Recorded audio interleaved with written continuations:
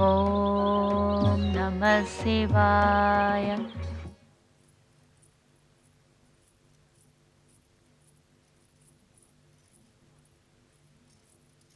స్వామి, మహారాణి, రాజకుమారి సతి ఎక్కడ? శివారాధన గురించి నదీ తీరానికి వెళ్ళింది స్వామి. శివారాధన? తనకెవరు చెప్పారు శివారాధన చేయమని? శివశంకరులు. వారు సతికి కల్లోకి వచ్చారు. మెలకు వచ్చాక సతి వనానికి వెళ్ళింది. అలా జరగకూడదు మహారాణి. దక్ష ప్రజాపతి ఉండగా అలా ఎన్నడూ జరగకూడదు. సతి మన పుత్రిక. ఆమె వివాహ విషయమై యోచించడం మన కర్తవ్యం. మరి సతి పట్ల మా కర్తవ్య పాలన మేము అవశ్యం చేస్తాం.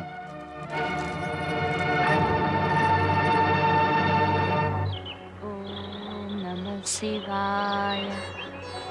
ఓం నమః శివాయ.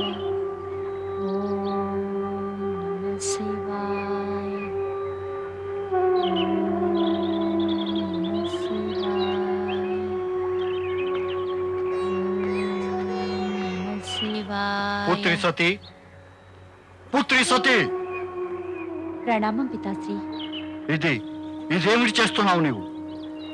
పితాశ్రీ, దేవేశ్వరులు శివులు ఆజ్ఞాపించారు. ఈ ప్రకారంగా శివారాధన చేయమని. వారు నన్ను త్వరలోనే కలుస్తారు. ఎప్పుడూ కాదు పుత్రి. నీవు మరొక విశాల సామ్రాజ్యాధినేత దక్ష ప్రజాపతి కుమార్తెవు నీవు.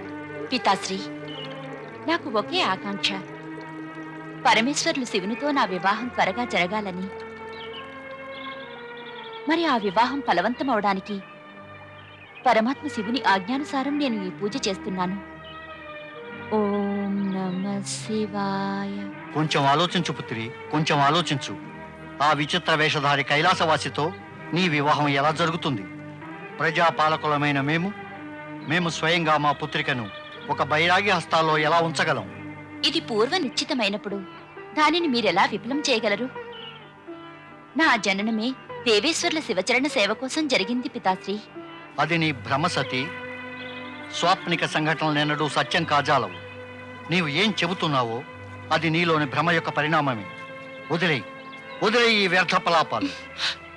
లేదు పితాశ్రీ, దేవేశ్వరులు శివుని గురించి ఇలా అగౌరవంగా మాట్లాడకండి. అది ఉచితం కాబోదు.